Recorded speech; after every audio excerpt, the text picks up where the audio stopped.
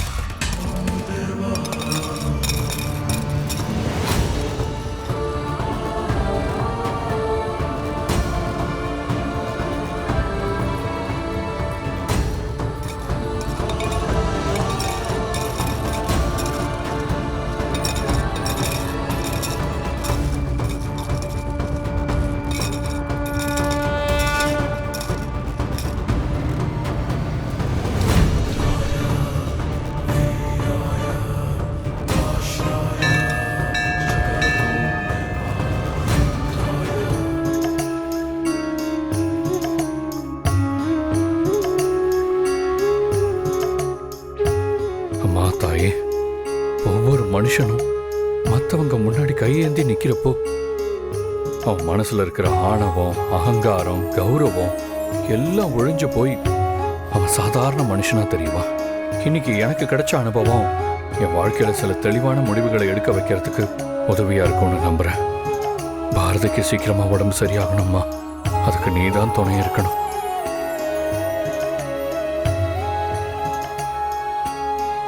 தம்பி எல்லா பரிகாரங்களையும் சிறப்பா செஞ்சு முடிச்சிட்டாருமா.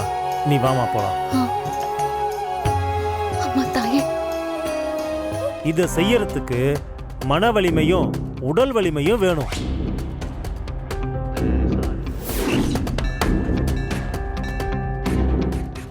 சார், நீங்க பண்ண இந்த 2 பரிகாரமே போதும் சார். இந்த 3வது பரிகாரம்லாம் பண்ண வேண்டாம். பாரதி, என்னடா 100 படி இருக்கு, எப்படி நம்மளை தூக்கிட்டு நான் படியேறுவேன்னு நீங்க நினைக்கிறீங்களா? என்னால முடியும் பாரதி. நான் என் பொண்ணுக்கு சத்தியம் பண்ணி கொடுத்துருக்கேன். அந்த சத்தியத்தை காப்பாத்துறதுக்கு நான் எவ்வளவு கஷ்டமான வேண்டுதலா இருந்தாலும் அதை செய்யறதுக்கு தயாரா தான் வந்திருக்கேன்.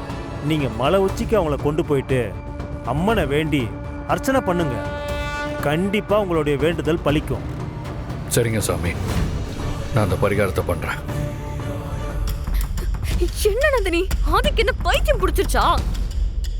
இங்க இருந்து 100 படி ஏறி அந்த பாரதியை தூக்கிட்டு போறேன்னு சொல்றாரு. கொஞ்சமாவது யோசிக்கிறாரா இல்லையா? மித்ரா, எனக்கு என்னமோ ஆதி இதெல்லாம் பாரதிக்காக பண்றாருன்னு நினைச்சா ரொம்ப பயமா இருக்கு. ஏய் நந்தினி, எனக்கு குழப்பாதடி. நேரடியாவே சொல்லு. நீ வேற இருக்கிற டென்ஷன்ல இன்னும் என்ன டென்ஷன் பண்ணாத. நான் ஏற்கனவே சந்தேகப்பட்ட மாதிரி ஒருவேளை ஆதிக்கு பாரதி தான் மனைவின்னு தெரியுமோ?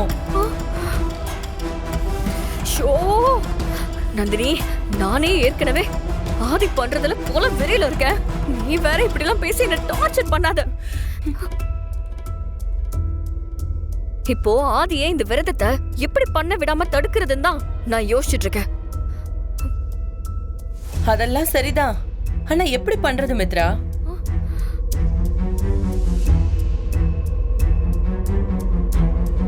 சரிங்க தம்பி, அடுத்த பரிகாரத்தை ஆரம்பிச்சிடலாமா? சரிங்க சாமி.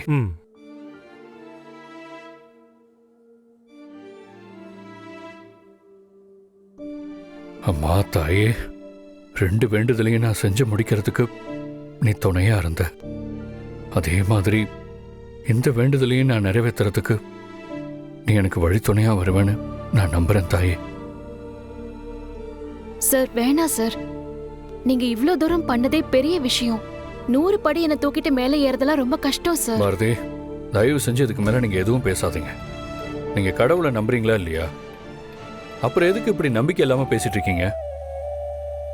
இந்த பாரு தாயி, எல்லாத்துக்குமே ஒரு கணக்கு இருக்குமா. அந்த அம்மனோட கணக்குன்னு ஒன்று இருக்கு. இதெல்லாம் நீங்களோ நானோ முடிவு பண்ணி நடக்கல, நடக்கணும்னு இருக்கு, அதனால நடக்குது. இந்த வேண்டுதல் நடக்கட்டும்மா. தம்பி, நீங்க வாங்க, நீங்க பிரார்த்தனை ஆரம்பிங்க. சார் சார் நான் அம்மா தாயே, நீதான் ஆதியை காப்பாத்தணும். நீதான் அவர் கூடவே துணையா வரணும். பாரதி, உங்களுக்காக என் உயிரை கூட கொடுக்கலாம். எத்தனை ஜென்மம் எடுத்தாலும் நான் உங்க கூட சேர்ந்து வாழணும்னு ஆசைப்படுறேன். நீங்க இல்லாத வாழ்க்கைய என்னால நினைச்சு கூட பார்க்க முடியாது ஆதி. நீங்க எனக்கு வேணும் ஆதி. தம்பி, இப்ப மனசார பாரதிக்கு சரியாகணும்னு அந்த அம்மன் கிட்ட வேண்டிக்கிட்டு அந்த குடத்துல இருக்கிற தண்ணியால அம்மனுக்கு அபிஷேகம் பண்ணணும். அபிஷேகத்துக்கு எல்லாம் தயாரா இருக்குது தம்பி, வாங்க.